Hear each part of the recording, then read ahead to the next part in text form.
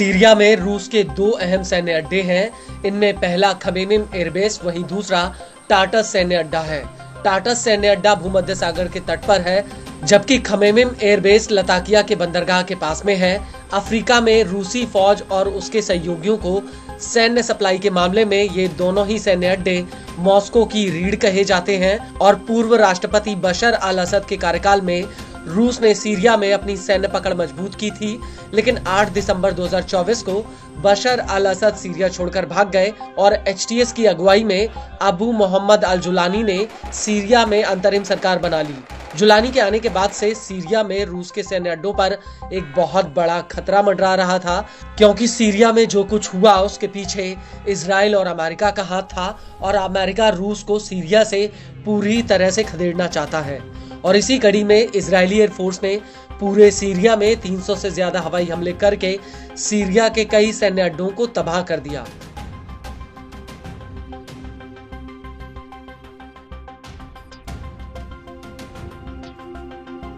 लेकिन इस सब के बीच सवाल वही का वही था, आखिर सीरिया में रूस का क्या होगा। तो आपको बता दें, रूस को लेकर अब जुलानी ने एक बहुत बड़ा ऐलान किया है। दरअसल न्यूज एजेंसी अल अरबिया को दिए एक इंटरव्यू में जुलानी ने कहा कि हम नहीं चाहते कि रूस इस तरीके से सीरिया छोड़कर जाए जिससे दोनों देशों के संबंध लंबे समय तक के लिए खराब हो जाए। जुलानी ने अपने इंटरव्यू में आगे कहा कि रूस दुनिया का दूसरा सबसे ताकतवर राज्य है, यह बहुत महत्वपूर्ण है। सीरिया रूस के साथ रणनीतिक हितों को साझा करता है। नया सीरियाई नेतृत्व नहीं चाहता कि सीरिया में रूस की उपस्थिति ऐसे तरीके से समाप्त हो जाए जो उनके दीर्घकालिक द्विपक्षीय संबंधों के साथ असंगत हो। वहीं दूसरी तरफ एचटीएस के इस बयान पर रूस के विदेश मंत्री सरगेई लावरोव ने न्यूज एजेंसी स्पुतनिक से कहा कि सीरिया की अंतरिम सरकार ने सीरिया में रूसी सेना की मौजूदगी को लेकर समझौते में पुनः विचार करने को लेकर मॉस्को को कोई जानकारी नहीं दी है। इसमें कोई शक नहीं कि सत्ता और राज्य के मामलों में जमीनी स्तर के बदलाव से सीरिया में रूसी सेना की मौजूदगी में कुछ समायोजन हो रहा है। यह सिर्फ हमारे सैन्य ठिकानों को बनाए रखने या गढ़ को बचाए रखने के लिए नहीं है, लेकिन यह उनकी शर्तों, मरम्मत और प्रावधान और स्थानीय पक्ष के साथ बातचीत भी है। यह मुद्दा नई सरकार के साथ बातचीत का विषय है। आपको बता दें कि टाटस सैन्य अड्डे से रूसी फौज सीधे भूमध्य सागर तक पहुंचती है। वो इस सैन्य अड्डे के जरिए इलाके में नौसैनिक अभ्यास और अपने युद्धपोतों को भूमध्य सागर में तैनात करती है। इसके अलावा इस सैन्य अड्डे पर रूस की परमाणु पनडुब्बी भी तैनात है।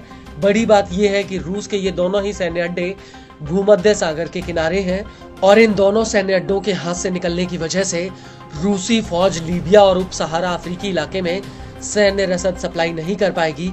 इसके अलावा सीरिया से निकलने की वजह से मिडिल ईस्ट में रूस की मौजूदगी भी काफी सीमित हो जाएगी।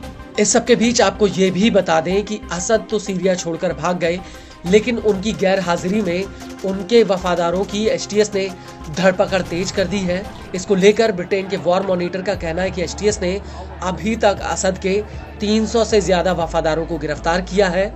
इनकी गिरफ्तारी दमिश्क और आसपास के प्रांत जैसे होम्स, टाटस, लताकिया और देर एज़ोर में हुई है। न्यूज एजेंसी के मुताबिक अरेस्ट किए गए ज्यादातर लोग असद के खबरी, सरकारी लड़ाके और पूर्व सैनिक हैं। इसके अलावा इसमें पिछली सेना के निचले दर्जे के कई सैनिक भी हैं जो असद के इशारे पर काम करते थे।